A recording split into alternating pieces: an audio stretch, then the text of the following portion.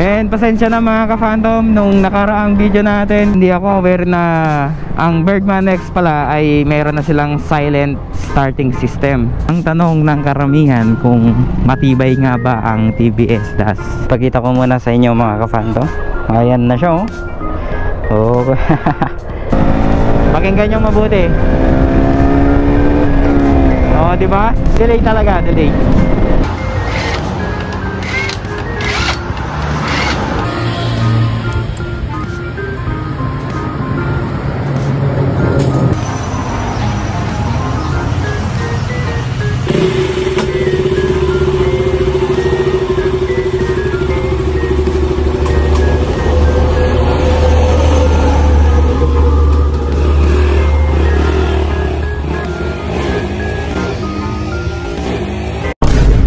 Teka, bago ka magpatuloy sa aking video, huwag kalimutang mag-like, comment, subscribe, and don't forget to hit the notification bell para lagi kang updated sa aking latest videos.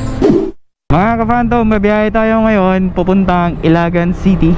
Gaya ng sabi natin nung last video natin ay papalitan na natin ang kanyang clutch lining. Meron kasi yung time na nag-slide na yung ating pagkambyo sa kanya. Hindi ko alam kung yung langis ba na ginagamit natin, pero try muna nating palitan yung lining. Kapag ganon pa rin, baka yung langis na yung papalitan natin. And mga ka-Phantom, nung last video natin bigay tayo ng mga feedback sa ating Click 125. And pasensya na mga ka-Phantom, nung nakaraang video natin hindi ako aware na ang Bergman X pala ay meron na silang silent starting system.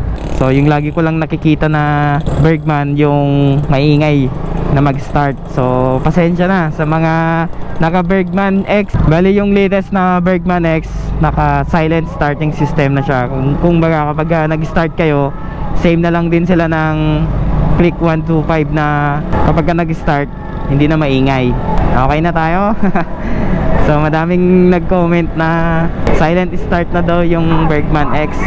So maraming salamat sa mga nakapansin mga ka-Phantom. So mga 10:30 nandun na tayo sa Ilagan.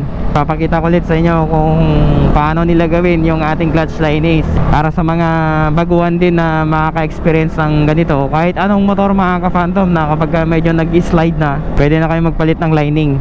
Mamaya kapag umarangkada tayo, ipaparinig ko sa inyo yung sinasabi kong nag-slide. Hindi kasi kagad na pumapasok yung ating gear. Although pumapasok siya, kaso parang medyo delay, diba? Katulad nun, nag-response kagad. Minsan-minsan kasi, lalong-lalo na kapag over-rev tayo, mararamdaman mo talaga yung pag-slide nya. Hindi kagad na kumakagat yung lining. Halos 2 linggo yung lumipas.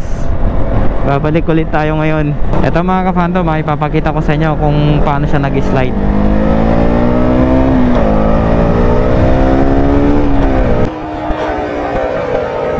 Oh yan, yung ganun na tunog nya. Kapag nasa high RPM talaga, nahihirapan siyang mag-response kaagad, nade-delay. Isa pa,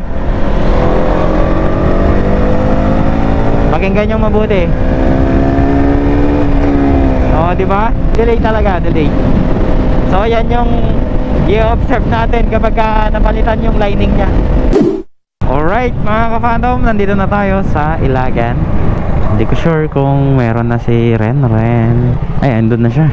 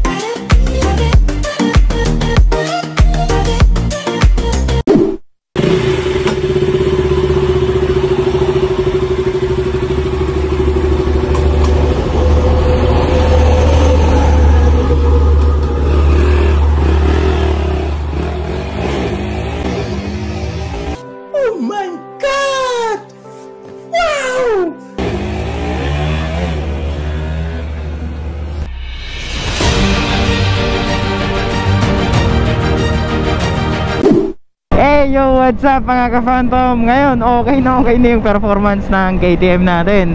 So, nagpalit tayo ng lining. Nakita nyo kanina yung video ni Renren, umangat yung ating KTM. Talagang naging halimaw yung performance niya. Kapit na kapit talaga eh. Yung stock lining niya talagang put na.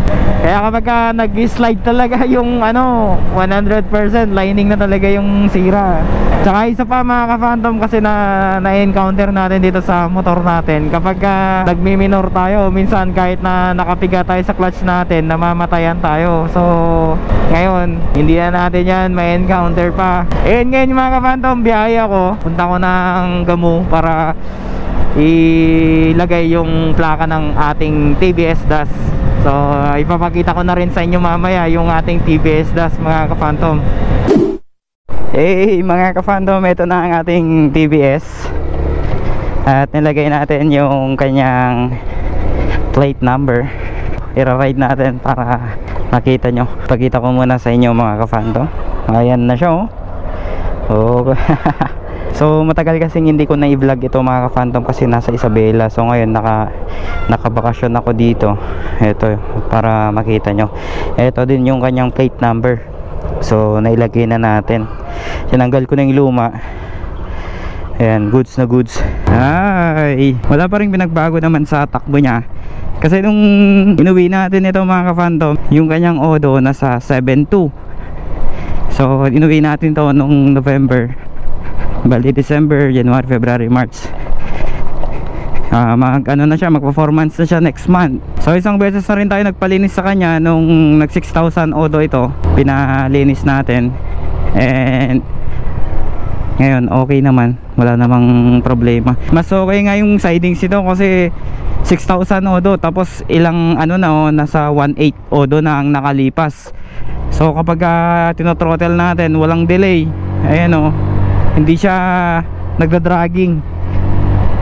Ayan napaka smooth. Yun kasi yung maganda dito sa TBS.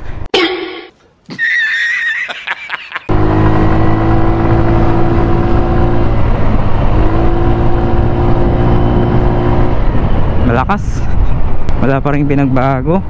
So na-miss nating i-drive ito. At mamaya uuwi na rin ako sa Tugigaraw na naman.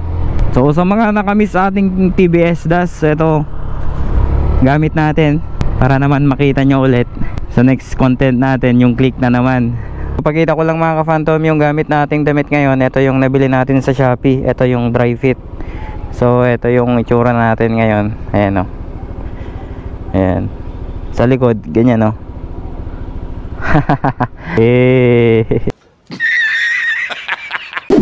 pa 12,000 na tayo. Baka by next month marireach natin yan. Ang tanong ng karamihan kung matibay nga ba ang TBS DAS. Napatunayan na natin yan mga ka-Phantom na matibay siya. Bagyo, mapabaha, ilusong mo man yan, kayang-kaya niya. Tested and proven natin yan. Kahit sakyatan, kahit bundok, kayang-kaya niya. So kung tatanungin nyo naman ano ang mas sulit, Click 125 or TBS DAS, iba pa rin kapag Click 125. Syempre madami siyang advantage compare dito sa ating TBS DAS.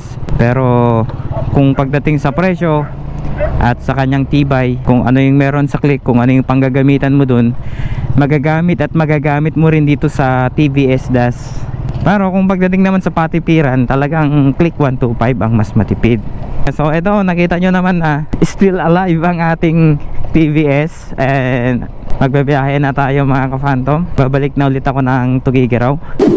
Mga ka-Phantom, uwi na tayo ng Tugigaraw. So yung oras ay 1:00, mga 2:00 nandun na tayo. So ito yung daan sa Gamu. So 4 lanes na.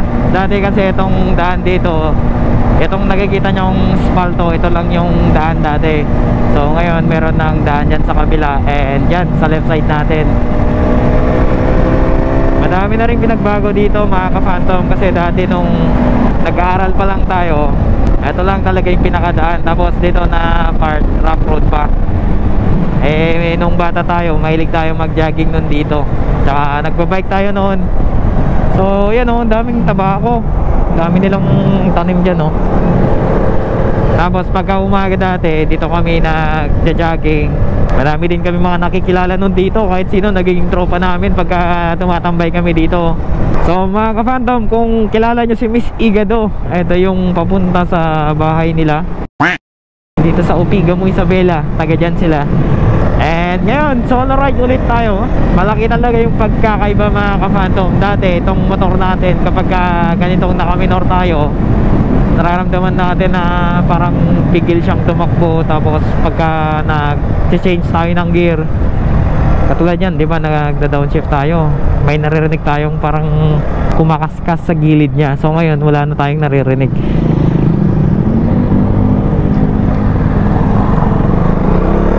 Ito naman yung Annex Rural School.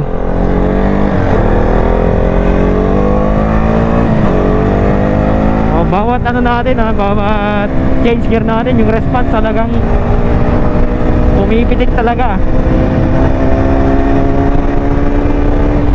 Kahit 6 gear pumipitik. Sarap.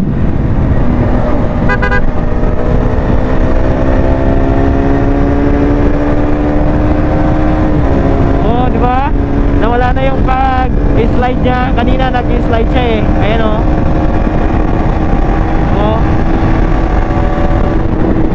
Ang bilis siya pa makuha yung top speed niya ngayon. So bali kanina nung ginagamit natin, ramdam na ramdam talaga natin yung pigil talaga siya. So ngayon okay na. Sa mga Duke users na katulad ko, pwede kayong gumamit ng lining ng NS200. Same lang sila. May pinagkanbasan kasi ako na na trusted din na mechanic ng KTM. Kaso yung presyo talaga pagka KTM nasa 4,000 yung stock lining ng KTM. So same naman sila ng manufacturer ng KTM tsaka NS200. Isa lang din yan eh.